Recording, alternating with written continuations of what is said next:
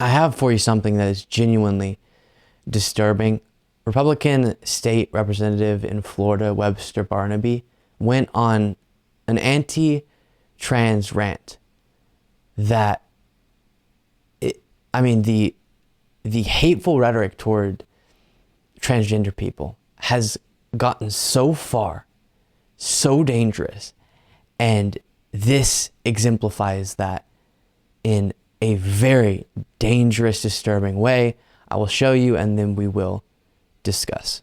I'm looking at society today, and it's like And in case you're wondering, to give you a little bit of context, we'll get to the reporting on him apologizing, and he does confirm, because he doesn't say specifically transgender people in this clip, he does confirm that whenever you hear him use the terms demons and mutants, he is directly attacking trans people.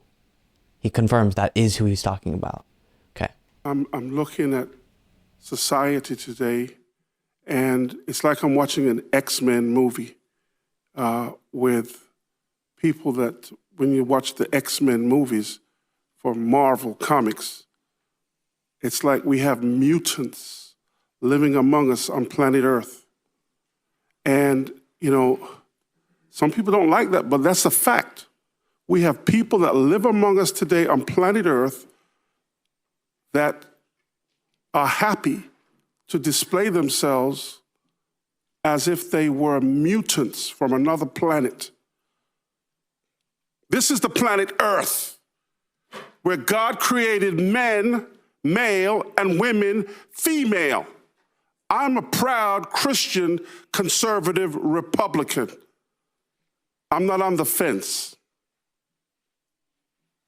Not on the fence. There is so much darkness in our world today. So much evil in our world today. And so many people who are afraid to address the evil, the dysphoria, the dysfunction. I'm not afraid to address the dysphoria or the dysfunction. The Lord rebuke you, Satan, and all of your demons and all of your imps who come and parade before us.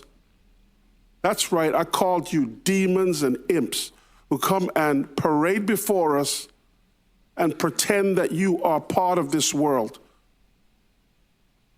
So I'm saying my righteous indignation is stirred. I am sick and tired of this. I'm not going to put up with it. You can test me and try to take me on, but I promise you I'll win every time. Let's all vote up on this bill. Thank you. The bill he's referencing is another one of these bathroom bills. But at the end there, he says, you can come after me. You can test me. I'm going to win. You're going to win what? You're going to win what? Your one-sided attack? Your one-sided demonization? Literally calling people demons? You're going to win that? Does that make you feel tough? You're going to go after a group of people who's already consistently, constantly, ruthlessly being dehumanized. You're going to jump on that hateful bandwagon, and that makes you feel better. That makes you feel tough. His apology, quote, "I would like to apologize to the trans community for referring to you as demons." The trans community, that's who he was talking about there. So much hate. He is blinded by his hate. And all of it. Why? Why does he believe human beings are deserving of that language being spoken about them? Just because they exist. Just because they exist and they're trying to live their life and be who they are. That's what deserves that in his mind. It is sick. And crossing that line is dangerous. That rhetorical line is dangerous. And then for him to think that he's on the side of science or something.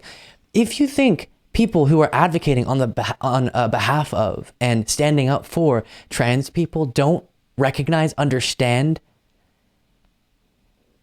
much better than Webster Barnaby the science of biological sex, then clearly you don't have an understanding of what's even being talked about. We recognize biological sex. If you think that's not the case, then clearly you don't even know what you're talking about. You don't know what world you're living in. And it's yet another example as to why I don't have an interest in talking with individuals like Webster Barnaby about nuanced, complex subjects in relation to the transgender community or gender and sex generally. I just don't have an interest because the hate is so much more powerful than an ambition to understand. He will choose hate 10 times out of 10 over actually understanding where what he thought was a logical bit of analysis went wrong. So no, you're not on the side of facts or logic. No, you're not on the side of science. You're just on the side of hate. And I really can't imagine for people living in any place in the country, but in Florida specifically in regard to this, looking up at who should be a leader, a political leader, spewing that hate. I am so sorry on behalf of humanity that that's the reality you have to live in if you're a transgender person. I'm so sorry. It is sickening. It's unnecessary. It's inhumane, unbelievable to me, and sickening.